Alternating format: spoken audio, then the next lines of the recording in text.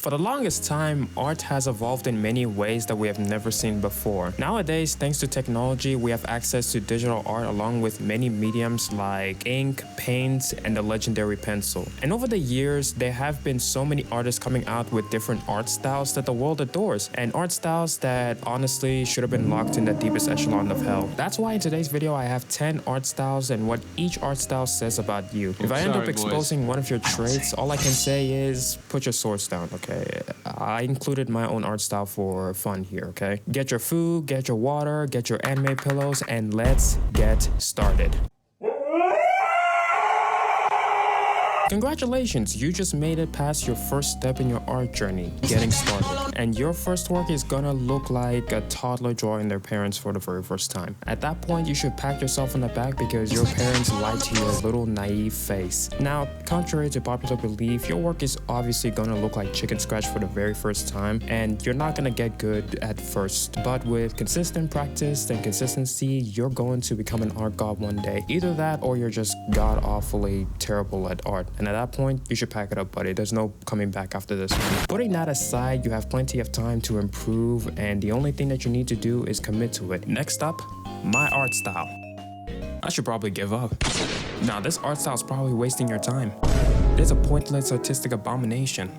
This will definitely make a homeless man throw up. If my art style was a hunter and solo leveling, it would be minus F rank.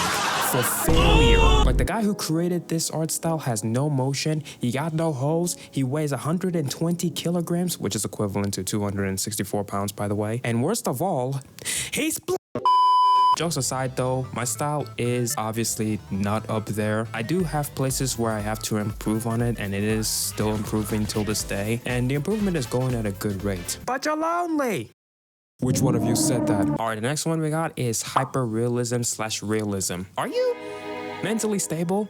Because you do realize that realism is hard, right? Like, I know that you'll be creating some amazing realistic art with realism, but that doesn't mean that your brain ain't good. Not just that, man, your attention to detail is crazy. And that's just realism. Imagine hyper-realism. I'd be a skeleton before I even finish one word. Nah, but for real though, if you're drawing in this style, you definitely have some good observational skills and great attention to detail. Some TikTokers do envy your attention span. But you're also sniffing a lot of graphite and lead. And at that point, welcome to the smart club. You're also incredibly patient because you're willing to achieve what can be achieved even if it takes a long time. And with that, go get a psychiatric evaluation. I know you'd be crashing out every single big mistake that you make. Semi-realism. Okay, you're mentally stable. There are a few spikes here and there, but you're all good. Most likely, you're drawing your semi-realistic drawings on an iPad with apps like Procreate. Drawings like these take less time than your realistic art, but you have found shortcuts to cut the time. You also post on Instagram and follow artists like Sam Does Art and Coolene because they create masterpieces that you can only fathom in your wildest dreams. And one of your greatest fears of all time is seeing those Chinese artists and the work that they're creating. Like, how the hell is that even possible? I didn't know they can create art like that in the first place. Chinese people are a different breed of human beings. It's almost as if they were born to be gods at any task they do. Whether it be cooking, cleaning, teaching, or training, or anything else, their art is indeed the greatest thing to ever exist. You don't need to take a psychiatric evaluation because you've already taken a dozen of them when you're doing realism. So breathe a sigh of relief and just cruise along.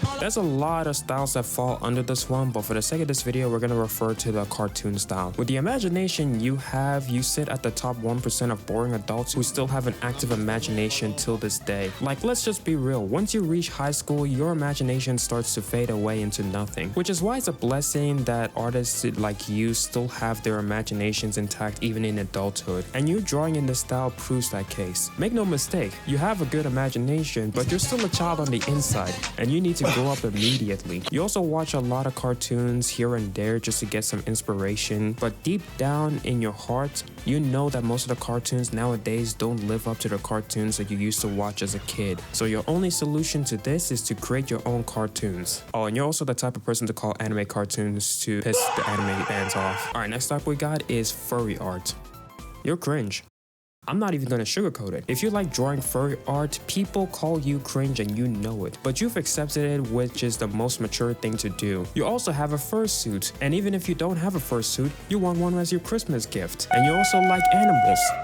Some of you like them in a weird way. I may not be a furry by all means, and I know what some of you guys are gonna say, and to say that, this is a temporary avatar, so chill out, will ya? But you can't deny the fact that they're good at drawing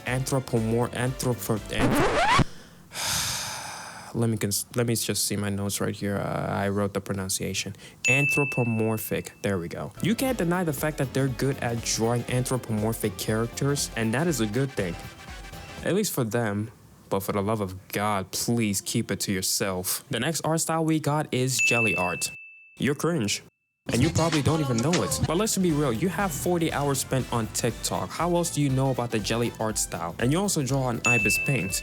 Because you know that computers and graphic tablets are expensive nowadays. Now, but for real, if you draw in jelly art style, a lot of people hate this art style, just to let you know, and for a good reason. One of which is because of its expressionless faces. They're all the same in the jelly art. Same eyes, same lips, same look. So needless to say, you are good at rendering. But one thing is for sure, you're cringe.